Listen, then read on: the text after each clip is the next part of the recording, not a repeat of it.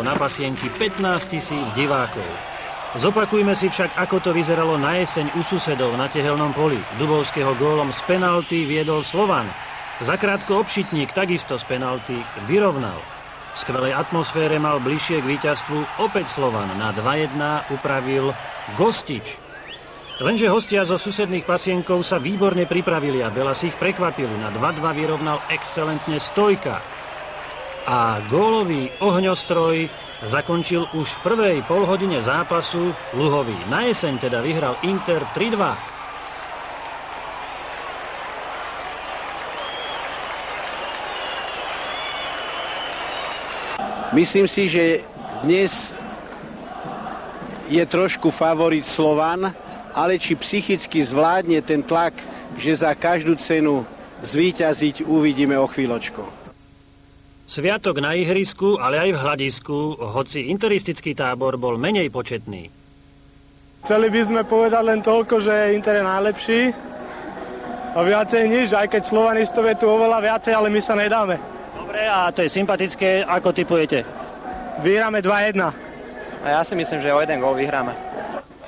Oveľa početnejší tábor Belasík si o tom pravdepodobne myslel svoje, ale aj domáci tréneri vľavo Adamec i Petra. Ja viem, že netipujete pred zápasom. Skvelá nálada, ako si trúfate? Hrať dobrý fotbal a uspieť. Čím sa k tomu chcete dopracovať? Kolektívnym výkonom. Derby bolo zároveň minisúbojom dvoch výborných brankárov, Molnára na jednej strane i Vencela. A takto to všetko začalo. To je prvá akcia, ktorá stála za to. Gostič potiahol po ľavej strane, posunul loptu Dubovskému, ale ten neprestrelil Molnára. To bolo v 9. minúte. Potom sa takto prebíjal Timko a Gostič, tak ako to on vie, chcel opäť penáltu pre Belase farby. Adamec napomínal rozhodcovanie, nemusel, tí samozrejme neskočili Gostičovi na lep a Galis svojich hnal ďalej dopredu. A pozrite sa, takto Klinovský nastrelil Brvno v 24. minúte a Molnár karhal svojich. Na druhej strane interisti založili túto akciu, Stojka a na jej konci bol Sluka, lenže mieril vysoko nad. Opäť Gostič. Timko aktívna útočná dvojica Belasí v prvom polčase, lenže Timko takéto akcie už dávno nedokáže premeniť. Stúpalov aut v 35. minúte a aj takto sa bojovalo v bratislavskom derby veľmi srdnato a nekompromisne. To je Krištofíková akcia z 37. minúty, Dubovského hlavička, Titelová prudká strela, lenže Molnár nie je náhodou reprezentačným brankárom. Opäť Timko, ktorý hral opäť s chuťou, takisto Titel mimoriadne dobrý v ofenzíve, ten teraz však netrafil presne v 37. minúte stretnutia.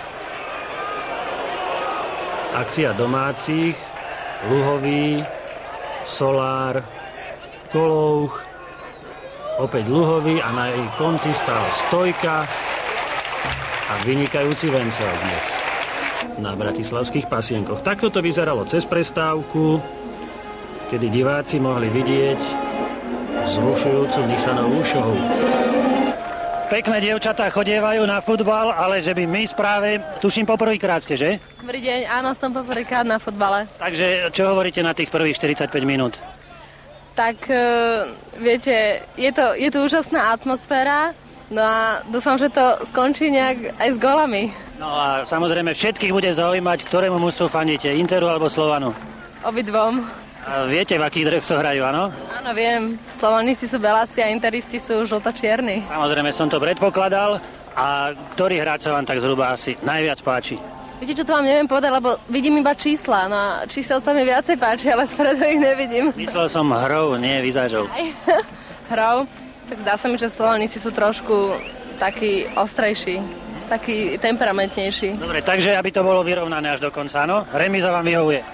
Tak mne áno. Ďakujem pekne. Ešte pár úsmevom na slnkom zaliatých Pasienkoch a mohlo sa pokračovať. Pred utešene zaplneným hľadiskom vymyslel Dubovský po prestávke toto, lenže Kinder netrafil presne. Slovan hral aj po prestávke ofenzívnejšie, interisti sa iba zriedkavo takto dostávali na jeho polovicu a vypracovali si i niektoré šance. Najväčšia bola asi táto Sluková, ale Vencel osvedčil vynikajúci postreh a treba ho pochváliť za výkon v dnešnom stretnutí na Pasienkoch. A toto už bola pre ňoho malina.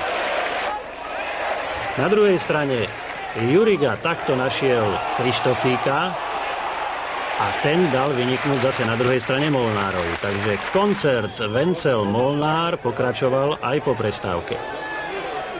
Luhový, Prokop a pozrite sa, Luhový tentoraz interista dal vyniknúť Slovanistovi. Súboj Luhový-Vencel.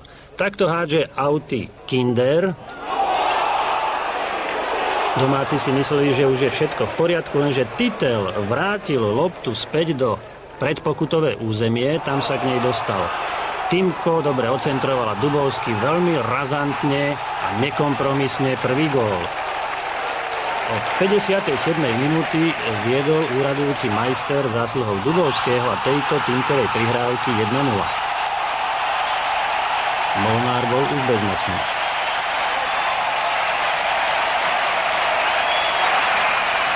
Samozrejme radosť v Belasom Tábore a bolo jasné, že slovanisti si už víťazstvo nedajú ujsť, najmä keď onedlho Dubovský skvelou parádou, pozrite sa ešte raz, to stojí za to, Juriga mu priťukol túto loptu a Dubovský medzi Ivanom Šulcom a Moravcom si dovolil, čo málo ktorý futbalista. Skvelý technik a vynikajúci zakončovateľ. To bola lahôdka nielen pre divákov na Pasienkoch, ale aj pre vás doma pri televíznych obrazovkách. Od 71. minúty viedli Belasi 2-0, potom ešte Dubovský takto ohrozil Molnára, ale už neprekonal.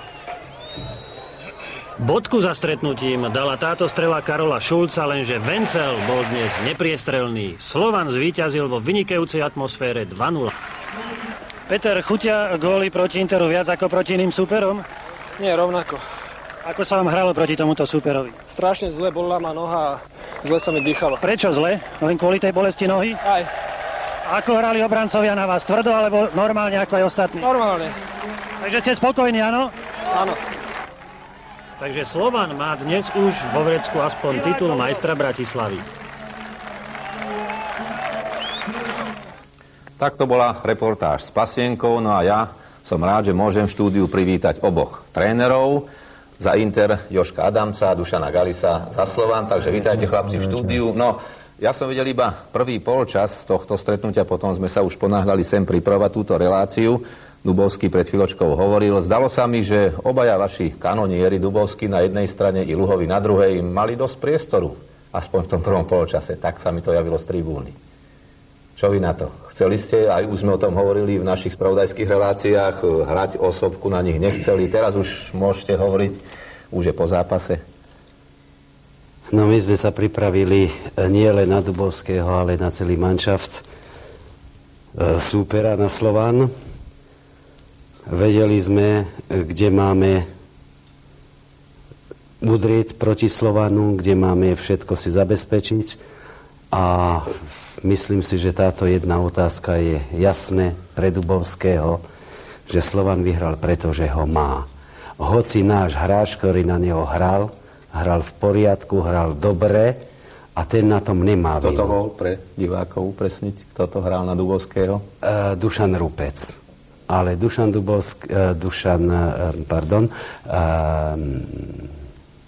Rupec s 11 hral, teda s číslom 11, to je ten hráč, keby sme si zaspomínali, ktorý hral osobku na Dubovského.